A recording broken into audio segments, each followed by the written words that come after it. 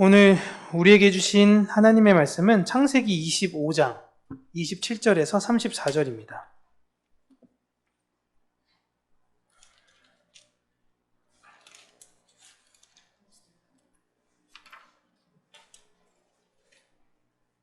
창세기는 맨 성경 앞에 있어요.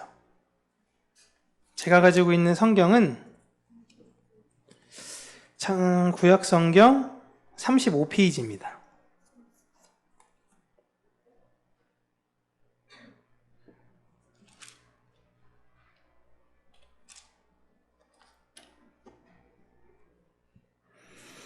(27절에서 34절입니다)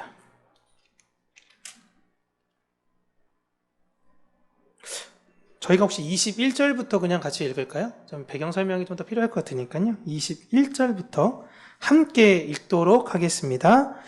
이삭이 그의 아내가 임신하지 못하므로 그를 위하여 여호와께 간구하매 여호와께서 그의 간구를 들으셨으므로 그의 아내 리브가가 임신하였더니 그 아들들이 그의 태 속에서 서로 싸우는지라. 그가 이르되 이럴 경우에는 내가 어찌할꼬 하고 가서 여호와께 묻자온대 여호와께서 그에게 이르시되 내 국민이 내 태중에 있구나. 두 민족이 내 복중에서부터 나누이리라. 이 족속이 저 족속보다 강하겠고 큰 자가 어린 자를 섬기리라 하셨더라. 그 해산 기한이 찬즉 태에 쌍둥이가 있었는데 먼저 나온 자는 붉고 전신이 털옷 같아서 이름을 에서라 하였고 후에 나온 아우는 손으로 에서의 발꿈치를 잡았으므로 그 이름을 야곱이라 하였으며 리브가가 그들을 낳을 때에 이삭이 60세였더라.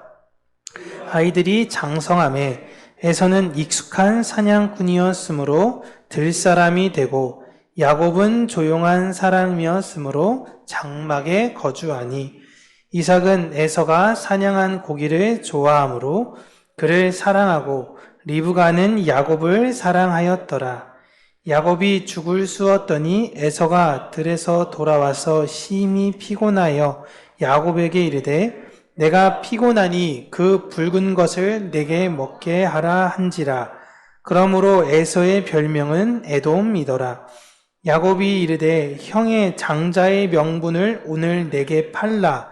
에서가 이르되 내가 죽게 되었으니 이 장자의 명분이 내게 무슨 유익하리요. 야곱이 이르되 오늘 내게 맹세하라. 에서가 맹세하고 장자의 명분을 야곱에게 판지라. 야곱이 떡과 팥죽을 에서에게 주매 에서가 먹으며 마시고 일어나 갔으니 에서가 장자의 명분을 가볍게 여김이었더라. 아멘. 오늘은 내가 가진 한 가지라는 제목으로 하나님의 말씀을 여러분들과 함께 나누도록 하겠습니다. 우리는 지난주까지 이삭의 그 출산, 결혼과 출산까지의 그 20년 기간은 하나님께서 이삭과 그 가정, 리브가를 연단시키기 위한 것이다 라고 말씀을 드렸죠. 그래서 그 부득불 그 과정 안엔 그의 아버지인 아브라함의 재혼이 들어갔다라고 말씀을 드렸습니다. 아브라함의 재혼이라는 것은 하나님께서 원한 하나님의 뜻은 아니지만 하나님의 뜻을 이루어가는 과정이고 하나님의 은혜가 없다면 아브라함이 아니라 그 어떤 존재라도 은혜 안에 살 수 없다라는 것을 하나님께서 보여주신 거예요. 그렇게 이삭의 20년 과정을 통해서 우리는 모든 것은 하나님께서 이루시고 만들어 가신다라는 것을 보게 되는 것입니다. 성경이 다 이 내용이에요. 그리고 이삭은 아내인 리브가만이 아닌 아브라함에게 약속하신 언약의 씨를 위한 기도를 했고요. 그 기도의 응답을 하나님께서 하셨으며 이 모습이 이 시대의 언약이신 예수 그리스도를 소망하며 그 언약의 씨를 소망하며 옆에 있는 동역자들을 세워가는 우리의 모습, 교회의 모습이다라고 말씀을 드렸어요. 이해되시죠? 우리는 옆에 있는 지체들이 힘들어할 때, 물론 나도 힘들지만 함께 그를 위해서 기도하고 그가 예수 그리스도 그 언약의 씨를 낳을 수 있도록 함께 기도해야 된다라는 것입니다. 오늘은 그 이삭의 기도로 인하여 태어난 두 아들에 관한 이야기를 하도록 하겠습니다. 물론 이제 이삭이 아들을 이제 낳기 위해서 기도할 때 이삭과 리브가 많이 기도한 건 아니겠죠? 아브라함도 분명히 함께 기도했을 겁니다. 그런데 이후로 이루어진 일에는 아브라함이 기록했다라고 성경은 기록하지 않아요. 그전까지는 쭉 아브라함의 인생을 하나님께서는 조명하셨는데 갑자기 어느 순간 아브라함의 그 시선에서 하나님의 시선이 이삭으로 이동된 것을 우리는 알고 있습니다. 그래서 그 뒤로는 이삭에게 직접 말씀을 하시는 거예요. 근데 그 말씀하신 내용을 보면은 임신을 하고 나서 두 민족, 쌍태가 네 안에 있는데 두 민족으로 이 애들이 나뉘게 될 것이고 큰 자가 작은 자를 섬기게 될 것이다 라는 내용입니다. 이거 되게 중요한 내용이에요. 그런데 역사를 여러분 가만히 보면요. 역사를 가만히 보면 에서의 후손, 큰 자인 에서의 후손이 작은 자인 야곱의 후손보다 강할 때가 더 많습니다. 심지어 예수님 당시 때는요, 유대를 다스렸던 사람의 이름이 누구죠? 헤롯이에요. 헤롯 가문이 다스렸습니다. 헤롯은 에서의 후예예요. 그러니까 유대인들이 지금 누구의 지배를 받고 있는 거예요? 에서의 지배를 받고 있는 거예요. 지금의 에서의 후예는 누굴까요? 사실 정확하게 밝혀지지 않지만 에서에 거주했던 그 지역을 봤을 땐 지금의 요르단 지역입니다. 요르단 지역. 지금이야 이스라엘이 요르단보단 강하잖아요. 그러니까 하나님께서 이삭에게 하신 그 예언의 말씀이 지금 이루어진 건가요? 그렇게 따졌을 땐 여러분 요르단이 이스라엘을 섬기나요? 그러지도 않습니다. 요르단은 요르단이고요. 이스라엘은 이스라엘이에요. 우선 하나님께서 우리 창세기를 읽으실 때 족장들에게 아브라함, 이삭, 야곱에게 하신 그 예언의 관점은요. 먼저 언제 이게 이루어지냐면 가나안에 돌아오는 시기를 가리켜 하신 말씀이에요. 그러니까 하나님의 언약의 후예들이 에서의 후예들을 이긴다라는 것을 말씀하시는 것이고, 더 중요한 의미로 이스라엘 백성들이 애굽에서 가나안으로 가는 거예요. 이건 무슨 이야기를 하냐면 영적 가나안인 새 하늘과 새 땅으로 작은 자들이 가게 되는 것이다.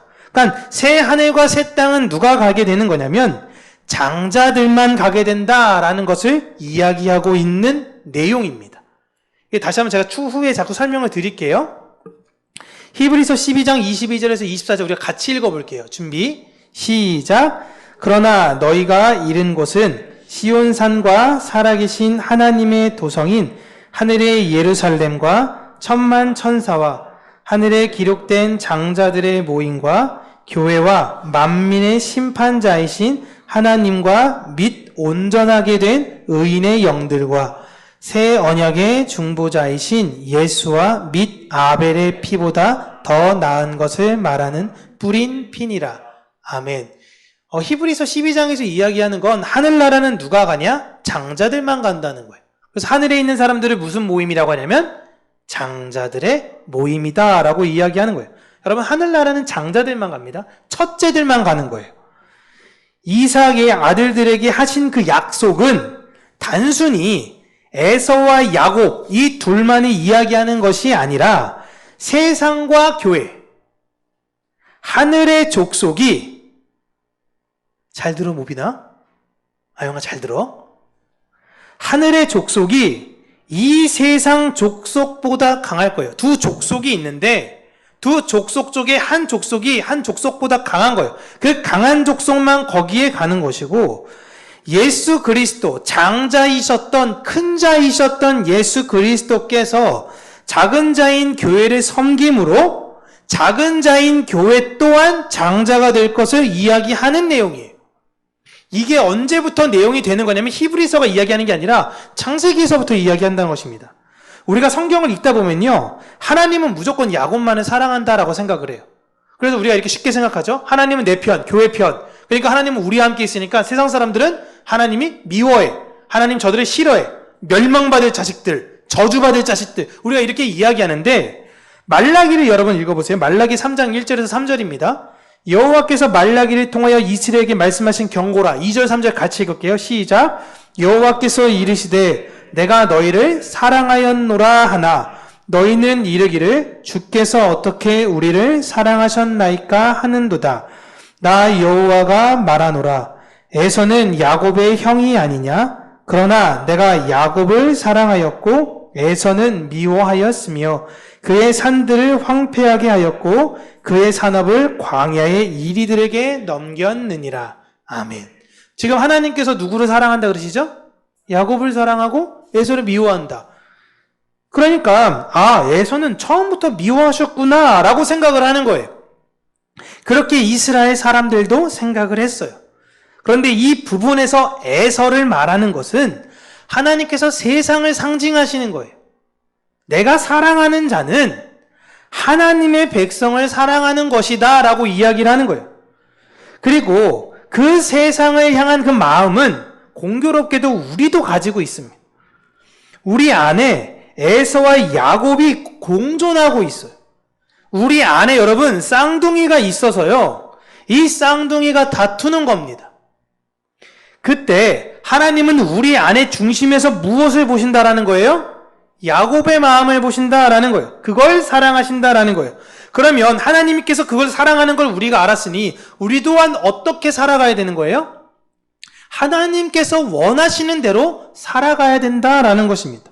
그런데 그게 눈에 보이지 않아요. 하나님이 우리 사랑하는 걸 어떻게 합니까? 하나님은 여러분 믿으십니까? 안 믿으십니까? 여러분 하나님 믿으세요? 보이지 않는 하나님을 어떻게 믿죠? 야곱으로 택함 받은 자들, 오늘 말라기에 나왔던 이스라엘 백성들이 이야기하는데 2절 보시면 하나님이 우리를 사랑했다라고 이야기합니다. 내가 너희를 사랑하고 있어. 근데 이스라엘 백성들이 얘기하기를 도대체 우리를 언제 사랑했고 어떻게 사랑했냐라고 반문하고 있는 거예요. 눈에 보이지 않는 하나님, 눈에 보이는 것으로 우리를 사랑해 주세요. 자녀들이 부모의 사랑을 잘 모르니까, 부모의 열심히 사랑했던 그 마음을 모르니까 자녀들이 원하는 부모의 사랑의 궁극적인 건 뭐예요? 유산이에요. 눈에 보이는 것으로 부모가 나를 사랑한다는 걸 증명해 달라는 거예요. 자녀들이 부모한테 원하는 게 뭡니까? 이제 나이가 점점 크면 클수록 아빠의 사랑이 너무 좋아요. 엄마의 사랑이 너무 좋아요. 함께 있는 게 좋아요. 20살 넘어서 그러나요? 돈 주세요. 뭐 하는 거예요? 왜 같이 가려고 그래요? 나 지금 친구들이랑 놀아야 되는데. 돈만 주세요, 그냥. 이러지 않나요? 눈에 보이는 것이 사랑이다라고 생각하는 거예요. 지금 이스라엘 백성들이 그러는 거예요. 그렇게 하나님의 사랑을 모르니까 예수님께서 큰 자로 작은 자인 우리를 사랑으로 섬기실 수밖에 없었던 겁니다. 사랑을 우리가 모르니까.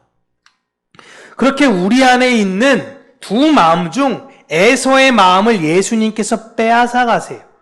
그리고 그 빼앗은 에서의 마음을 예수님께서 본인이 가지세요. 그래서 이제 하나님의 미움의 대상이 누가 되는 거예요? 예수님이 된 거예요. 그래서 그 저주로 예수님이 십자가에 달려 죽으신 거예요. 원래 그 십자가는 누가 달려야 되는 거예요? 내가 달려야 되는 거예요. 에서인 내가 죽어야 되는 거예요. 그렇게 우리 안에 있는 에서의 마음을 빼앗겨서 우리 안에는 이제 하나님의 사랑인 야곱의 마음만 남기신 거예요. 정리하면 리브가 안에 있는 두 아들의 다툼은 그냥 두 애가 싸울 거야, 두 애가 그럴 거야 라고 에서와 야곱에 관해서 이야기한 것이 아니라 하나님께서 야곱의 자손이 가나안을 차지하게 될 것, 에서 자손을 이기고 가나안을 차지하게 될 것을 말하는 것과 그리고 예수 그리스도께서 교회를 사랑으로 섬긴다라는 것을 미리 예표해 주신 거예요. 그리고 쌍둥이가 태어납니다. 쌍둥이가 태어나는데 제 첫 번째 난 아이는 몸이 빨개요. 빨간 애가 태어났어요. 그리고 막 털도 막 엄청 많아 보여요. 그래서 털이 많고 얘는 좀 애가 좀 거칠어, 애가 와일드한 느낌이 나 해서 그걸 그대로 따 이름을 에서라고 짓습니다. 그리고 둘째 아이는 형의 발꿈치를 잡고 태어났어요. 되게 특이한 상황이죠. 애가 태어나는데 첫 번째 애가 태어나고 보통은 막 10분, 20분, 막 1시간 있다가 둘째 애가 태어나는데 형의 발꿈치를 잡고 이제 같은 애가 나온 거예요. 그래서 야, 발꿈치를 잡고 태어났다라는 의미로 야곱이라고 짓습니다. 이 태어난 특징이 둘의 이름이 됐어요. 장남은 야성의 감성이 있고 차남은 남의 발꿈치를 잡은 사람이다라는 의미예요. 그리고 이들은 자라서 에서는 굉장히 활동적인 사람이 됩니다. 그리고 야곱은 굉장히 여기 성경이 조용한 사람이라고 나오는데 그냥 정적인 사람이에요. 한 사람은 외향적, 가장 외향적인 끝에 있는 사람. 한 사람은 내향적, 가장 끝에 너무 내성적인 사람인 거예요. 그리고 이삭은 이 둘 아들 중 누구를 사랑했냐라고 하면 누구를 사랑해요? 활동적인 에서를 사랑합니다. 엄마는 누구를 사랑해요? 그렇죠. 내성적인 아들을 사랑한다라고 나와요. 생각해 보세요. 집에 이제 쌍둥이 아들이 있습니다. 쌍둥이 아들이 있는데 첫째는 활동적이에요. 근데 이 첫째가 활동적인데 일도 잘해. 그리고 능력도 있어요. 여자한테 인기도 너무 많아서 연애도 잘해. 근데 둘째는 이게 집에서 그냥 요리나 하고 뭐 말도 잘 못하고 막 이래요. 여러분 요즘이야 뭐 셰프니 파티셰니 그래서 남자들 요리하는 남자가 멋있다 그렇지 100년 전에 아버지 요리하십니다 이러면요 왜? 왜? 남자는 나가야 되는 거예요 무조건 남자는. 에? 근데 여러분 이거 100년 전도 아니고 족장시대 때 엄마 저도 요리하고 싶어 이러면요 아빠 입장에선 답답한 거예요. 능동적이지도 않아요. 시키는 것만 해. 인기가 없으니 연애도 못해. 그러니까 아버지 입장에서는 당연히 믿음직한 첫째가 좋죠. 이삭도 사람입니다. 반면 엄마가 둘째를 사랑했다라는 건 못내 그게 마음에 쓰이는 거예요. 내 둘째가. 이거 어떻게 합니까? 내가 사랑해주지 않으면 얘 어떻게 해요? 그러니까 리브가는 자꾸 둘째가 마음이 쓰인 거죠. 그러던 어느 날 형이 이제 사냥을 딱 마치고 집에 돌아왔는데 너무 허기가 진 거예요. 근데 지금 마침 동생이 요리를 하고 있는 것입니다. 요리를 하고 있으니까 그 음식을 좀 나에게 달라라고 이야기해요. 이제 이 원문에 보시면 히브리어에는 어떻게 에서가 이야기하면 야, 그 붉은 거 이렇게 강조해요. 2번. 야, 너 지금 하는 거 뭐야? 야, 그 붉은 거, 그거 나 좀 줘. 이렇게 얘기합니다. 이 말은 에서가 지금 배가 너무 고픈 거예요. 그래서 이 사건 이후로 에서의 별명이 그 붉은 거 그렇게 외쳤다고 해서 에돔이 됩니다. 그러니까 에돔이라는 의미가 붉은 것이라는 뜻이에요. 왜 에서에서 에돔이 됐냐? 이 붉은 것을 먹어서 이제 에서는 그 뒤로 에돔이 된 거예요. 그러자 야곱이 자신이 만든 음식과 형이 가진 장자의 그 권리, 형 첫째잖아. 이제 그 장자의 권리를 바꾸자라고 이야기해요. 그 제안에 에서는 응합니다. 그런데 사실 이런 식의 거래는 큰 의미가 없어요.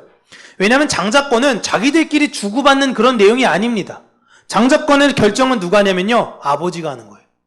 너가 장자, 그럼 끝이에요. 아브라함이 그렇게 했잖아요. 수많은 아들이 있음에도 불구하고 장자는 누굽니까? 이삭이에요. 끝입니다. 근데 자기들끼리 형, 난 장자권 나 줘. 그래, 너 가져. 그런다고 해서 아빠한테 아빠, 이제부터는 제가 형이에요. 그럼 말 같지 않은 소리 하고 있는 거예요. 아버지가 돌아가셨습니까? 아니에요. 아버지가 살아계시고 아버지가 자기 좋아하는 거 에서도 뻔히 알아요. 사람인데 아빠가 나 좋아하는 거 뻔히 아는데 지금 동생이 형, 그럼 내가 이제부터 형 할 거야. 이게 뭐 대수롭지 않게 생각했던 거죠. 그러니까 야곱이 좀 확실하게 하기 위해서 형, 그럼 형 맹세해. 장자의 권리 나에게 주겠다고 맹세해라고 해요. 그러니까 에서도 이에 대해서 그냥 맹세합니다. 맹세가 뭐 대수냐 하는 거예요. 그러니까 야곱이 기분이 너무 좋은 거예요. 야, 이제부터 내가 장자의 권리 받았어. 그럼 원래 팥죽만 주기로 했다가 떡도 같이 줘요. 떡도. 정확히는 팥죽이 아니라 콩으로 만든 요리예요. 그러니까 제가 이제 어제 이렇게 이번 주에 설교 준비하다가 헷갈려가지고 사모님한테 잠깐 사모님 팥과 콩이 같은 건가 했다가 아주 무식하다는 그런 약간 눈빛을 제가 받았는데 좀 착각을 해버리고 팥이랑 콩이랑 다른데? 해다가 한번 물어봤다가 다른 거죠? 그죠? 그리고 떡이 아니라 빵입니다. 이게 100년 전 해석이라서 그래요. 그때는 콩으로 막 붉은 음식 했다 그러면 잘 이해가 안 되니까 우리나라 붉은 음식 하면 팥죽과 떡을 줬다라고 이야기한 거예요. 지금으로 따지면 쉽게 이제 집에서 아주 잘 나가고 유능한 형이 너무 허기진 상태에서 일 마치고 퇴근하고 집에 왔는데 마침 동생이 집에만 있는 그 동생이 일도 안 하고 있는 그 동생이 마침 라면을 끓이고 있는 거예요. 라면 냄새가 얼마나 구수하고 맛있겠습니까? 형이 그래서 야 그거 빨간 거 맛있겠다. 야 그거 빨간 거 나 좀 줘. 라고 하는 거예요. 그러니까 동생이 형 그럼 내가 이 라면 줄 테니까 내가 이제부터 형이야. 라고 하는 그런 느낌이에요. 네? 그러니까 에서가 알았어 형이 알았어 너 가져 형 너 해 라는 거예요. 그렇다고 해서 형이 생각하는 게 진짜 내 장자에 그게 넘어가냐라고 생각을 안 하는 거죠. 그러니까 동생이 못 믿어오니까 맹세해 형 그럼 맹세해 알았어 맹세할게 맹세했어요. 그러니까 동생은 얻었다고 생각하고 너무 좋으니까 라면이랑 뭘 같이 준 거예요? 밥도 같이 준 거예요. 형 라면이랑 밥도 먹어 라는 거예요. 그 의미예요. 네? 소영이가 뭘 달라고 했던 것 같은데 네. 에서는 여러분 이렇게 하나님의 장자권의 의미를 그렇게 중요하게 생각하지 않았습니다. 이게 문제인 게 에서와 야곱은 어렸을 때부터 어느 정도 자랄 때까지 할아버지인 아브람과 함께 살았어요. 할아버지와 자신의 아버지인 이삭으로부터 우리가 매 때마다 예배드리는 그 하나님이 어떤 분인지, 우리가 섬기는 그분이 어떤지를 계속 듣고 자랐어요. 그리고 이제는 자신들이 하나님의 약속을 이어가는 사람들이라는 걸 들었어요. 특별히 아브람과 이삭이 이걸 누구에게 집중했을까요? 에서에게 집중한 거예요. 너는 언약을 이어갈 아들이야. 너는 언약을 이어갈 아들이야. 이걸 옆에서 누가 같이 들어요? 야곱이 같이 듣는 거죠. 나도 있고 싶은데. 나는 왜 아니라는 거지? 큰형은 다 가졌잖아. 큰형은 인기도 많잖아. 근데 큰형이 그것마저도 가져간다라는 거예요. 그 하나님의 그 언약을 이어가는 장자의 권리를 야곱은 너무너무 가지고 싶었던 거예요. 에서는 당연하게 자신이 장자의 역할을 할 거라고 생각을 했어요. 그러니까 야 나같이 하나님께서 장자의 권리를 이어가게 해주실 거니 이렇게 많은 재능을 주셨지. 내가 못하는 게 뭐야? 자신이 가진 것 중에 하나가 장자권이라고 에서는 생각한 거예요. 수많은 능력 중에 하나가 장자권인 거예요. 그런데 야곱은 아무것도 없는데 거기다 장자권도 없는 거예요. 근데 야곱이 원했던 건 뭐예요? 하나님, 나 형처럼 인기 많고 싶어요. 형처럼 사냥 진짜 잘하고 싶어요. 상남자로 보이고 싶어요. 그게 아니었어요. 딱 하나였어요. 장자의 권리였어요. 지금 이 모습 보여주고 있는 거예요, 성경이. 그런데 야곱이 그 장자권을 어떻게 얻게 됐냐면요. 붉은 음식과 빵으로 얻게 된 겁니다. 하필이면 붉은 것과 빵이에요. 여러분, 이 붉은 것과 빵은 나중에 유월절 음식으로 정해지죠. 하나님께서 포도주와 무교병을 먹으라 라고 이야기합니다. 물론 어린 양도 먹죠. 이것은 유월절 어린 양으로 돌아가신 예수님께서 자신을 기념하라 주신 붉은 포도주와 빵을 의미하는 거예요. 성경은 그냥 하나만 툭 던지는 게 아니라 처음부터 하나님의 약속과 계획에 의해서 됐기 때문에 창세기에서부터 계시록까지 같은 의미를 계속 가지고 있어요. 그래서 소제와 전제를 매일 드리라 그랬는데 여러분 소제와 전제 중에 소제는 곡식으로 드린 제사입니다.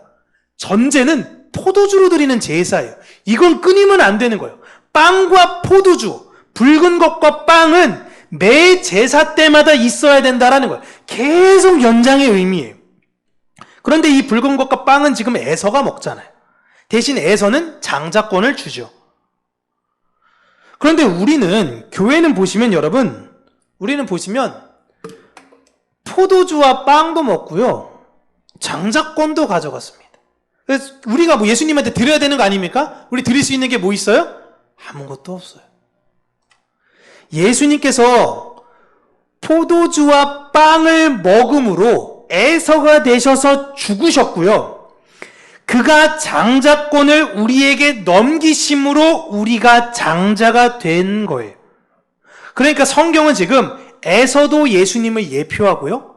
야곱도 예수님을 예표하고 있는 거예요. 주님께서 하신 말씀을 보면 포도주와 빵을 먹으면서 자신을 기념하라 라고 하십니다. 야 너희들 이거 먹을 때마다 나를 기념해. 뭘 기념해요? 예수님 하면서 먹으면 기념하는 건가요? 예수님의 희생입니다. 무슨 희생이냐면 에서인 우리가 하나님의 미움을 받아야 하는데 예수님께서 하면 안 되는 그 빵과 붉은 음식을 대신 드신 거예요. 그렇게 예수님은 하나님의 미움을 우리 대신 받아 죽으시고 장자권을 주신 것입니다. 이걸 기념해. 그래서 너희들은 이제부터 어떻게 살아야 돼요? 그 섬김을 받은 교회가 똑같은 희생을 나누는 거예요. 우리는 그렇게 가는 거예요. 그렇게 교회는 예수님의 살과 피를 먹으며 이젠 우리가 또 다른 교회를 만들기 위해 이 세상에 나아가 또 다른 이들을 섬기면서 살아가야 된다라는 것을 확인하는 거예요. 그게 성찬식이에요. 아무런 의미가 아닌 겁니다. 그래서 성찬은 어떤 사람들이 하는 자격 요건이 있죠. 성찬은 거듭난 사람입니다라고 고백한 세례자들만 받을 수 있는 거예요. 그래서 그런 거예요. 나는 세상 것 끝났습니다. 나는 예수 그리스도께서 내 대신 죽으신 걸 알았고 이젠 내 역할은 이 세상에서 내가 그 희생을 하며 살아야 한다는 것을 아는 사람입니다. 나는 그 장자권을 이제 희생하며 주겠습니다. 그래서 내 안에 장자권이 사라져요? 아니에요. 그렇게 하나님께서 성찬의 의미까지 알게 하기 위해서 하필이면 야곱이 에서에게 하필 그때 요리가 무슨 색깔이냐면 붉은 음식인 거예요. 그리고 빵까지 함께 준 거예요. 우연이 아니라 하나님의 계획과 작정이었다라는 것입니다. 여러분, 교회는 섬기는 사람들입니다. 잘 아시죠? 직분이 올라가면 올라갈수록 섬김을 받는 게 아니라 더 섬기는 위치에 있는 사람입니다라는 뜻이에요. 집사라는 단어는 헬라어 디아코니아에서 왔는데요. 그 디아코니아라는 집사의 의미는 섬기는 사람이라는 뜻이에요. 섬기는 사람. 그래서 여러분, 고양이 주인을 뭐라고 부르죠? 고양이 주인이라고 안 하고 집사라고 부릅니다. 그 말은 고양이를 섬기는 사람이라고는 뜻이잖아요. 교회에서 집사님 그럴 때 집사라고 했을 때는 집을 사라 이런 의미가 아니라 교회에서 다른 사람들을 섬기는 위치에 올라가도 괜찮습니다 라는 분이에요. 그 집사님들의 대표, 섬김의 왕, 이들을 뭐라고 불러요? 장로라고 하는 거예요. 갑자기 막 무거워지는, 목사도 원래 장로입니다. 말씀을 가르치는 장로예요. 그러나 세상은 여러분 섬김을 받고 싶어 하지, 섬김을 주고 싶어 하지 않아요. 여러분도 에서와 야곱을 보면서 어떤 사람에게 여러분의 마음이 더 가시나요? 어떤 사람에게? 당연히 에서죠. 리브가도 사실 자기 자식이니까 사랑했다라고 마음이 쓰였다고 이야기하지, 본인이 만약에 딸 가졌다고 생각해보세요. 리브가도 딸인데 이제 혼기가 찼고 두 사람을 골라야 돼. 그러면 에서를 고를까요? 야곱을 고를까요? 에서 고르겠죠. 누가 야곱을 고르겠습니까? 이게 가정적이야. 그런 사위 무슨 의미가 있어요 당시에? 딸 가진 부모였다면 사실 에서를 선택했을 겁니다. 돈도 잘 벌고요, 멋있는 사람이고요, 재밌는 사람이고 인기도 많아요. 완벽해요. 이런 자녀를 둔 부모는 얼마나 기분이 좋을까요? 완전 권세죠, 권세. 거기다가 에서를 보면요, 할아버지와 아버지의 사랑마저도 독차지합니다. 너는 언약의 자손이야. 너는 언약의 자손이야. 너를 통해 언약의 씨를 맺어야 돼. 계속 이 이야기를 들으면서 자랐던 거예요. 모든 사랑을 독차지했어요. 에서는 이렇게 다 가졌습니다. 다 가졌는데 딱 하나만 못 가져요. 딱 하나. 하나님의 약속의 씨를 내어놓지 못해요. 그 반면에 야곱을 보세요. 진짜 아무것도 없어요. 아무것도. 근데 그에게는 딱 하나만 있습니다. 이게 오늘 설교 제목이죠. 내가 가진 딱 한 가지. 하나님께서 좀 둘 간의 밸런스를 한 6대4 이렇게 맞춰주면 참 좋지 않습니까? 좀 외향적인 것도 좀, 야곱도 좀 넣고 그러는데 양 끝단에 두셨어요. 성경은 왜 이렇게 극단적으로 보여지냐면 교회가 바라봐야 하는 시선을 고정시키기 위해서예요. 교회가 바라봐야 되는 건 이 딱 한 가지다라는 겁니다. 교회가 이 세상에서 바라봐야 되는 것, 이 세상에 얼마나 많은 유혹이 있습니까? 잘 나가는 사람들이 얼마나 많은 말을 합니까? 앨런 머스크가 한마디 말하면 그냥 여러분 민중의 마음이 이번에 트위터 인수했대. 우와, 트위터 주식 우와 막 이렇게 올라가면서 사람들이 그러잖아요. 부자들, 잘 나가는 사람들의 눈에 고정돼 있어요. 그러나 하나님 백성들의 눈에 어디에 고정돼 있어야 되는 거예요? 하늘나라 들어가는 장자권에, 예수 그리스도 그 십자가에 고정되어야 된다 하는 겁니다. 근데 그게 눈에 보이나요? 안 보여요. 그런데 눈에 보이지도 않고 확실치도 않고 형이랑 이야기한다고 그게 되지도 않을 건데 뭐 백날 맹세한다고 그게 되나요? 근데 야곱은 믿었어요.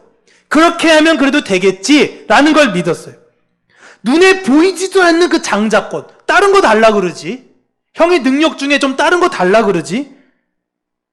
하늘나라가 눈에 보이진 않잖아요, 여러분. 그런데 교회는 눈에 보이지도 않는 그 장자권인 하늘나라를 소망하며 사는 거예요. 이 세상에 그렇게 소망하며 사는 사람들이 있어요. 가진 거 하나도 없는데 가진 게 아무리 많아도 그것만 소망하며 사는 사람들이 있어요. 아브라함도 부자였죠. 이삭도 부자였습니다. 그러나 그들은 그게 관심 있는 게 아니었어요. 그들의 소망은 이 하늘의 소망이었어요. 그들에겐 이 세상에 좋아 보이는 것 모든 것 다 가져도 그거 없으면 아무것도 아닌 거예요. 그런데 외형적으로 우리가 볼 때 참 보잘것없는 사람들이 주변에 보면 있잖아요. 야, 너 진짜 막 왜 그렇게 살아? 라는 사람들 있잖아요. 이런 사람들을 볼 때마다 세상은 한심하게 보죠. 세상 여러분 서점에 가보세요. 자기계발서에 보면서 그런 사람들을 자꾸만 일깨우려고 합니다. 그 사람 일깨우는 내용들의 책들을 계속 제가 볼 때마다 느끼는 결론은 뭐냐면요. 욕심을 가져라요. 욕심을 가져. 세상을 향한 욕심을 가져. 자본주의는 돈이 있어야 왕이야. 돈의 힘을 누리고 돈의 권세를 누리고 돈을 잡아. 이렇게 말하는 책. 또 내 안에 있는 그런 여러 가지 허탈함에 대해서 위로하는 책. 다 있는데 결국 다 눈에 보이는 것들의 소망에 대해서 집착하라라고 이야기하는 거예요. 인정받고 싶은 것.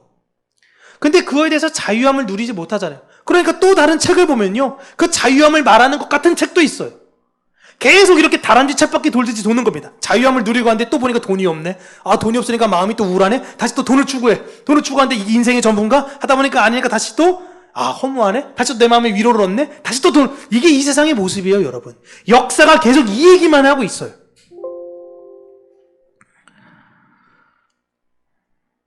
야곱이 사실 여러분 뭐 이렇게 태어나고 싶어서 태어났나요? 그렇게 태어나게 하신 걸 어떻게 해요, 하나님께서? 그러니까 야곱이 이렇게 그냥 태어나져 버렸잖아요. 그럼 하나님이 좀 능력 좀 몇 개 주든가. 사냥을 좀 그래도 잘할 수 있는 능력. 그러니까 여러분 주변에 있는 사람들 혹시나 조금 그런 사람들보다도 너무 무시하지 마세요. 무시하시면 안 돼요. 어떻게 하나님이 그를 통해서 이루어갈지 우리는 예상조차 할 수 없어요. 그렇다고 그래 내가 이렇게 게으르게 사는 건 하나님의 뜻이야. 난 이렇게 살 거야. 이건 죄예요. 이건 죄예요. 하나님께서 내 안에 어떤 마음을 주셨고 그 마음대로 내가 살아가기로 결정했으면 열심히 살아가는 게 하나님을 사랑하는 자의 올바른 모습이에요. 다만 교회가 부러워해야 하는 것은 이 세상에 재능 가진 사람, 재력 가진 사람이 아니라 그 장자의 권리라는 것을 여러분 잊지 마셔야 되는 거예요. 우리가 부러워해야 되는 건 그거예요. 하나님 나도 그 장자의 권리 가지고 싶어요. 여러분 우리가 오늘부터 이제 점심을 이제 함께 먹잖아요. 점심을 먹는데 이제 식사하시면서 기도하실 때마다 하늘을 소망하게 살게 해달라는 기도를 잊지 마시기를 바랍니다. 하나님, 내가 우리 붉은 음식, 오늘 혹시 국이 붉은 국인가요? 어쨌든 붉은 음식과 밥을 먹을 때 이 기도하면서 하나님께서 나에게 주신 그 장자권에 감사하고 또 내가 이 세상의 애서를 부러워하는 것이 아니라 하나님께서 나에겐 야곱과 같은 그런 삶을 살게 하실지 모르겠지만 하나님께서 주신 그 장자권에 대한 소중함과 또한 내가 앞으로도 장자권을 바라며 살아가는 사람이 되게 해달라고 기도하시고 하루하루 세상 사람들이 나를 뭐라고 평가하든 무시하든 다 무시하시고요. 이 세상에서 그 한 가지 가진 자로서 담대하게 사시기를 주님의 이름으로 축복합니다. 기도하겠습니다. 참 좋으신 하나님 아버지, 하나님의 은혜와 사랑에 감사합니다. 우리가 언제나 이 세상을 바라보며 이 세상의 부러움에 우리의 마음을 빼앗기지 아니하도록 우리의 마음을 주께서 붙들어 주시기를 간절히 간구하고 소원합니다.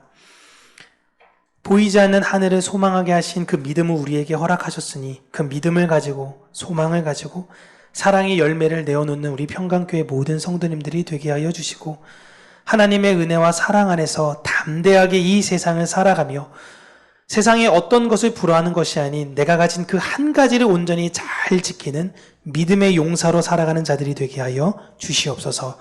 예수님 이름으로 기도합니다. 아멘.